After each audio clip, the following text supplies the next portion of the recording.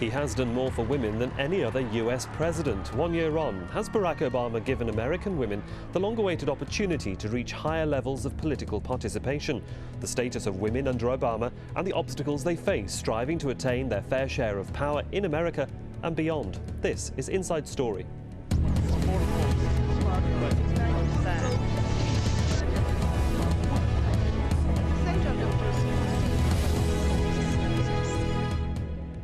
Hello and welcome to the programme. I'm Sahil Rahman. So, Barack Obama's been in charge for a year. He's been making sweeping changes in both domestic and foreign policy. He's even received the Nobel Peace Prize for what the committee dubbed his extraordinary hope for a better future. Some have criticised the president for not backing up his rhetoric with actions. But one area that has received clear attention is the position of women. As soon as he took office, Barack Obama increased the number of women appointed to cabinet-level posts to 7. That means women now make up a third of those posts, and they're in key positions, including Hillary Clinton as Secretary of State, Susan Rice as Ambassador to the United Nations, and Janet Napolitano, who was appointed to the high-profile position of Secretary of Homeland Security. There are around 156 million women in the United States, as opposed to just 152 million men. Women are more likely to be employed than men, and they're more likely to have completed high school. But they still earn less, with making just about 80% of what men earn in the same circumstances. But President Obama has been looking to redress the balance, and in the past year, he signed into law a Fair Pay Act, giving basic protection against pay discrimination. His Recovery Act covers childcare, tax credits and incentives to help part-time workers and people re-entering the workforce. On top of these, he established the White House Council on Women and Girls. That's supposed to ensure all cabinet-level agencies think about how their work will impact on women and families. Well, to discuss this further, we're joined by my guests today in Washington, D.C., Maya Rockeymoore, a political analyst and policy founder of Global Policy Solutions. Welcome. Also in Washington, D.C., Nadia Hijab, author of Women Power and an independent consultant on human development and gender. And on the phone, we've also joined by Arnie Arneson, a political commentator in Iowa and New Hampshire. Welcome, ladies, to Inside Story. It's nice to have you on the programme. Maya Rockeymoore, can I begin with you? Should Obama's administration be credited with increasing the role of women in executive areas of the government, or is this just an ongoing evolution of the American democratic system over, the last, say, 70 years? It's both. Absolutely, the Obama administration should receive credit for appointing more women to positions of power, for creating an office that focuses on women and girls, and for even passing legislation or signing legislation that's important for fair pay. These are important steps that need to be taken in this country. Women are fully half of the population and becoming a growing majority of the workforce. And so the Obama administration is realizing that reality and taking affirmative steps to make sure that women are included in the highest levels of power in the United States government. Would you agree, Nadia Hijab? Well, up to a point. I mean, I sense that on this issue as on others, Obama is not as much of a leader as one would have hoped given his performance during his candidacy.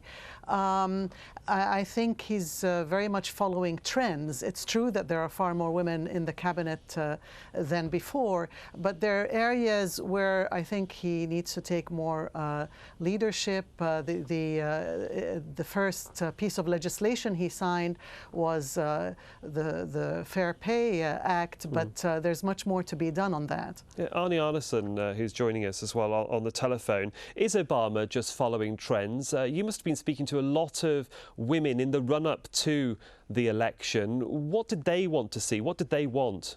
Well, first of all, let's also remember Obama is a very young man, and what you are seeing in his cabinet reflects his age because it is really his experience.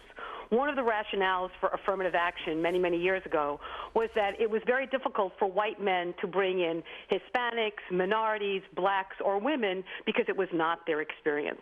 Barack Obama's experience, however, is very different from those old white men in the sense that he has experience with women and minorities because that's what he met at Harvard. That's what he met as a result of his relationship with Michelle. That was his life experience.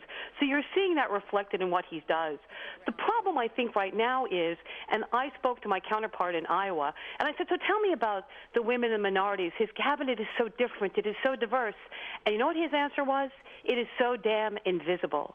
And the problem right now is he's not going to get any credit for any of those things because all we can see is an economy still tanking. All we can see is a war in Afghanistan. And even if he has made this outreach, one, it is somewhat subtle, not incredibly visible, and once again, I'll agree with Nadia, he hasn't exhibited the kind of leadership that would make us notice.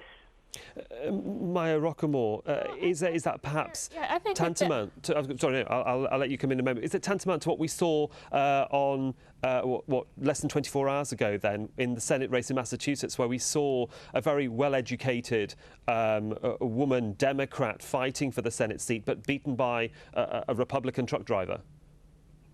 Yeah, well, I think that we're certainly, in America, we still face discrimination as women across the country. I think that it was telling that in a lot of the commentary, media commentators were beating this woman candidate up for not, knowing or being familiar with sports figures, and which is, I think a totally sexist perspective to take, particularly for somebody who is running for public office to deal with the issues of the land, not necessarily be up on all of the popular culture issues. And so I think that that was disturbing.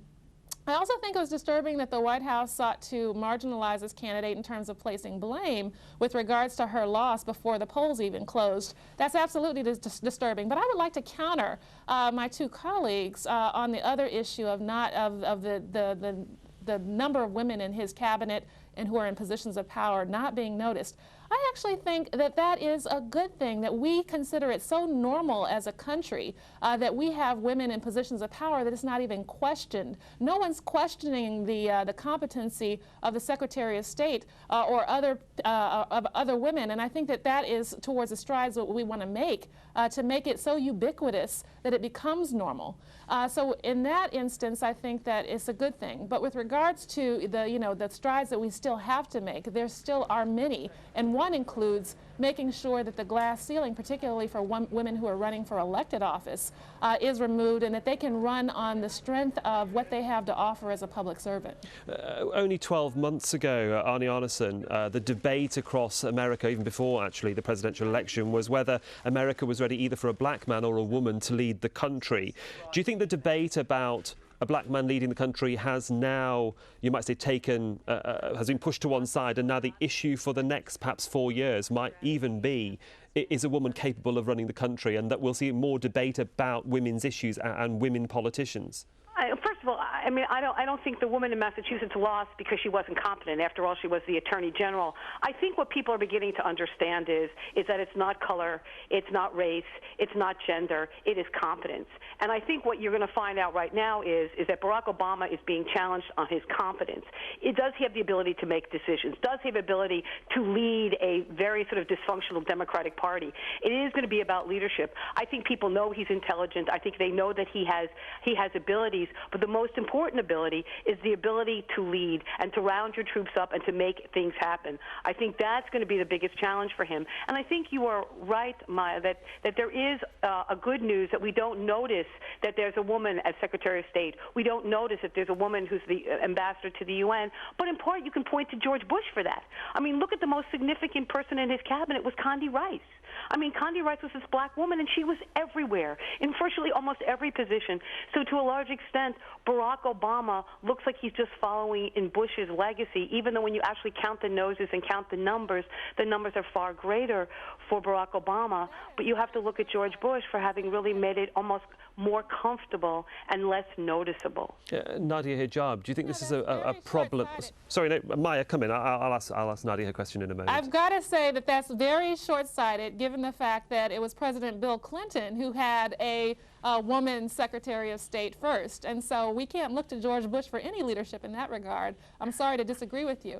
But I also want to point out that you are absolutely correct that the woman in the race yesterday was very competent, and she lost to a man that doesn't have a college degree and is, questionable in terms of his leadership. And so, we really have to question what that means. I mean, there is some kind of current in American society that is Perhaps it might be sex discrimination, but it also might be anti-intellectual. And we have to understand these dynamics and make sure that when competent women are running, that they do the best that they can. Okay, and Nadia Hijab, then let me bring you in on this. Then, is there an undercurrent of invisibility for women by commentators and by other politicians who think they're really not up to the job and would criticise them or even ignore them in those positions? Yes, I mean, I think there is, and I think it's very easy to take swipes at women and to fall back on sexist stereotypes. I think that's part of a political culture that's turned very ugly in the United States, not just for women, but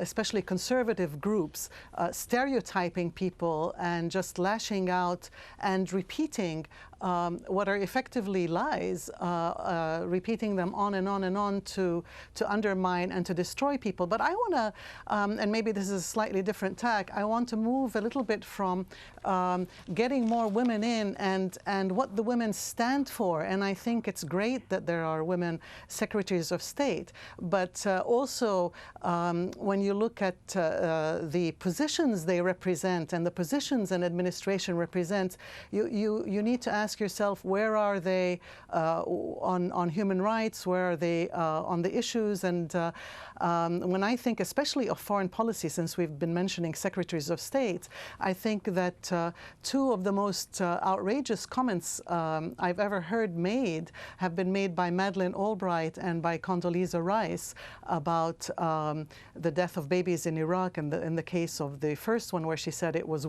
sanctions were worth the number of babies that were reportedly dying. And Condoleezza Rice, when she said attacks on Beirut were, oh, well, just the birth pangs of a new Middle East. So, you know, it's great to get women into positions of power, but then there's the question of what they stand for. And here in the United States, there's a number of domestic issues where women and men, and especially low-income groups and people of color, need to progress a lot further than they have. I mean, in terms of their ability to access, you know, just something basic like family leave or like sick leave. Maya Rockmore, you're actually nodding in agreement. I am. I'm nodding in agreement. I mean, nothing was more disturbing to me. I mean, the Bush administration took us into a war with a country that, it was unprovoked war, a country that did not have weapons of mass destruction, and we killed literally tens of thousands, if not hundreds of thousands, of human beings in that process, and in an unnecessary war. And Condoleezza Rice, I read a quote in an article that she said that she has no problem sleeping at night. And I think absolutely we have to look beyond phenotype to also understand what the ideology of the women leaders are whom we either elect to office or we appoint to office. Because I think while it's important for women to be tough and to be respected for their competence, I also think that they need to have certainly have an ideology that's respectful of human life and human rights. Okay. Now in the United States, there's another twist on this. And that is that we have our first Speaker of the House in the United States Congress, who is a woman. And, you know, interestingly enough, women have been fighting for decades to hold on to the gains that they made with regards to pro-choice opportunities. And it was telling that a House of Representatives that was led by a woman very quickly eliminated opportunities for women to have choice in healthcare reform when it came down to the last-minute negotiations. So, I mean, it definitely matters of the ideology of the woman in charge, and we can't just assume that women, just because they are women, will have a certain perspective. Well, let's just take this slightly further afield beyond the borders of the United States. You talk about strong females with the right ideology. Right now, 15 countries across the world have female leaders in top jobs. Back in the 80s, Margaret Thatcher led the United Kingdom, and right now, Europe boasts strong leaders like Angela Merkel for Germany. But it's not just Western developed nations Argentina elected its first female president, Cristina Fernández de Kirchner, in 2007. Across in Africa, Liberia elected Ellen Johnson Sirleaf in 2006. Now, she's the first and currently the only elected female head in an African state. And in Asia, Bangladesh has seen Sheikha Hasina. She's currently Prime Minister of the country, a position she's held before. And even in Pakistan, a country the West perceives to have a poor track record on women's issues, has had a female Prime Minister, the late Benazir Bhutto. She was elected to the post twice. And similarly, next door, Indira Gandhi was elected to lead India somewhat 40 years ago. Arnie Arneson, what actually... I don't want to celebrate gender. I want to celebrate the moral compass of the individual that leads. I guess the great news about a Condi Rice or an Albright or a Hillary Clinton is the fact is that there will be women that disappoint, just the way there have been men that have disappointed, just the way there have been men that have led, and there have men that have failed to lead. And I guess we're getting to the point now where, yes, we can celebrate the invisibility of Hispanics and blacks and women. What we can, however, make sure that we understand is that in the end, it is their moral compass. And if they fail to have a moral compass, don't give me their gender, because it means what's nothing. it going to take then in the United States that when every time a female candidate comes up on the platform, the press, the media and even other politicians are willing to chop them down at the knees at the first hurdle? Oh, well, you have to understand, you're talking to the first woman candidate for governor in state history. That's who I am. The first question I was asked by a reporter was, what about your children? That was my first question. Well, there's deep. And as if none of us consider our children when we run for any office, because it is about the future. So understand, women get that, but I think what's happening more and more now is that what the Attorney General got when she was running in the state of Massachusetts and lost, sadly, weren't questions of competence. Yeah. What is bizarre now in Massachusetts was that they were almost rejecting competence. We are now turning to a almost Bubba mentality that if it drives a truck, it's good. And what you need to know, Maya, is that Scott Brown has a friggin' law degree. But you wouldn't know it because he kept talking about his truck. He was hiding his intellect because somehow that made him more appealing. God help us. Well, Maya Rockamore and Nadia Hijab, I'll come to you then really. Then why is it then in Europe and in some parts of Asia, they have the ability to elect women to strong positions? These are strong women, like them or loathe them, whether they're corrupt or sane or whatever, but they are elected into position. Margaret Thatcher was one of the strongest women in the United Kingdom during the 1980s and had a very close relationship with the United States, its closest ally, that had never elected a woman to high office.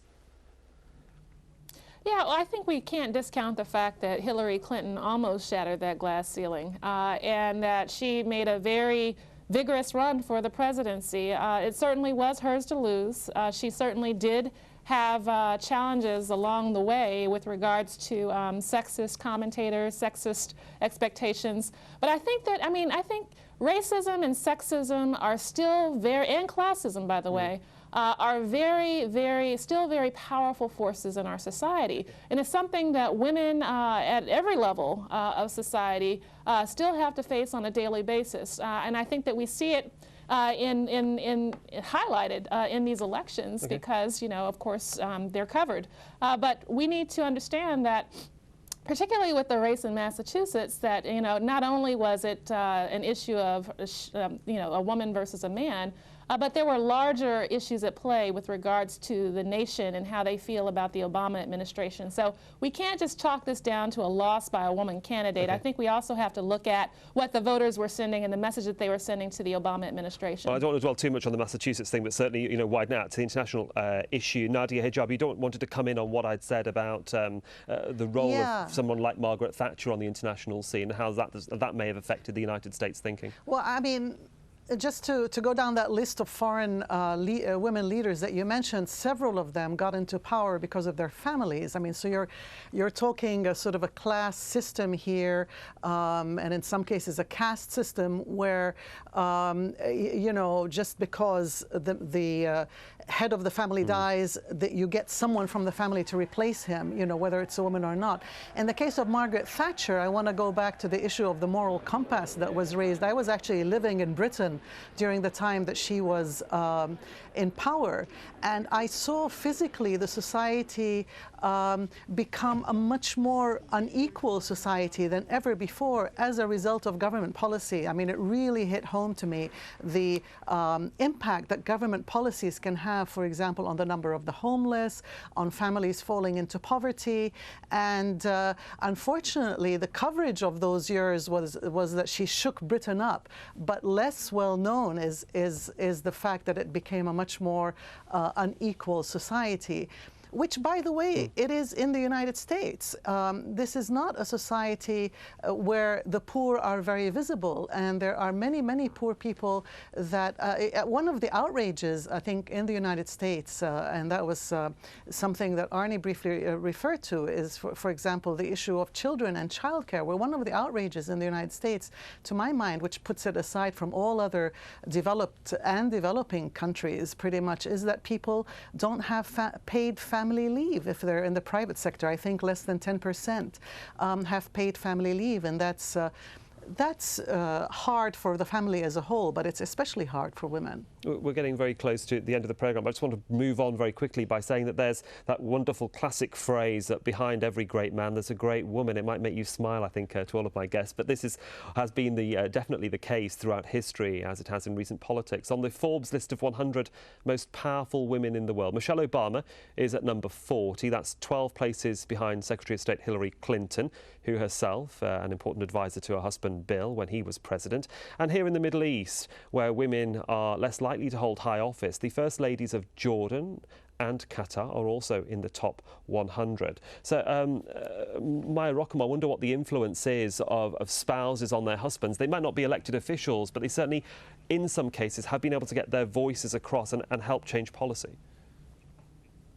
Absolutely. I think that it's very clear that particularly Hillary Clinton and to some degree Mrs. Obama, I think that they are, and even in Jordan, they're advisors to their husbands on certain issues, particularly those issues that they care most about. And so we need to respect the role of First Ladies because it's not just a symbolic position, that, you know, they have a real channel for communicating directly to the leaders. And so we need to understand that, well, women First Ladies are very powerful. I think that in Jordan, certainly the First Lady there has encouraged her husband to think perhaps differently about Palestinians, given her own background.